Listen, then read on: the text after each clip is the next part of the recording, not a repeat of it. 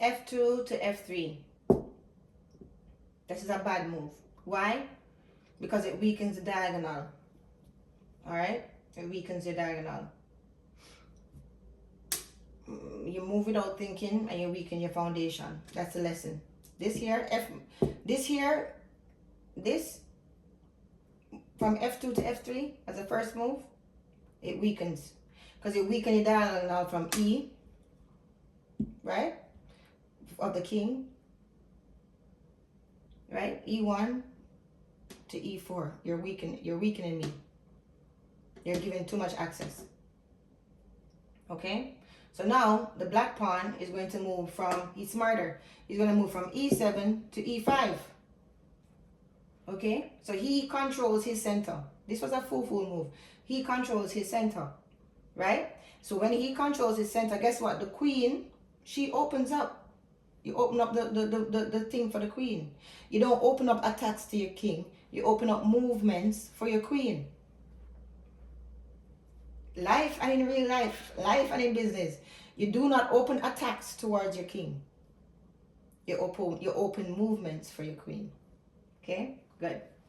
So the black seems like it's gonna win the white today. So now, all right, so now I'm defensive and I'm crazy and I'm like, okay, fine, I need to move too. So I'm gonna move from G2 to, let me say another dumb move, G4. Let me do that. All right. Guess what that does? You're overextending. You're further weakening the king. You're further weakening the king.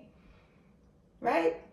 Overextension. What does overextension do? In life and in business, you overextend yourself. What do? You invite attacks. You overextend yourself. You invite attacks. That's what happens. Right?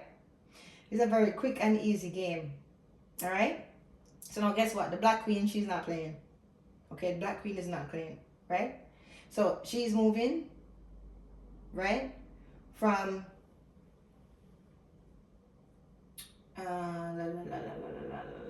Should I move the king? No, definitely.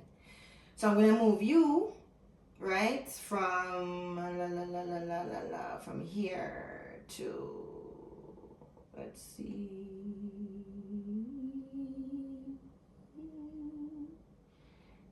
H4. Yeah, checkmate. This is checkmate. Look, because you open it up. See, black queen. Remember, she can move as a rook or a bishop. So she goes. Checkmate, baby. Your king is in checkmate. Can't move. Can't move. The quickest way. And why was this? Right? The white king, he's trapped on E1 by his own two pieces. Trapped. Right? Right? When your own structure blocks your escape, your own pawns open it up for you to get attacked, and your own pawns block it so you can't escape.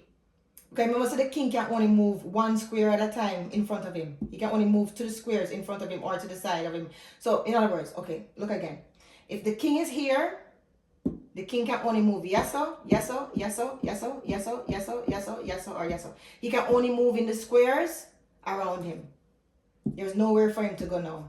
Why was this? Why? Because his own pieces, his own foundation blocked him, and his own pieces betrayed him and allowed attack. Happens in real life, happens in chess. That is why it's important for you to know who you have around you. Sometimes, you have to give people what they want to see how far they will go. To see if they're really protective of you or if they just want to open lines of attack to you. It's facts. You have to know how to play the game. Right? And it's not a matter of being devious people. It's a matter of it's as a matter of giving people enough rope to see how far they will go. Right?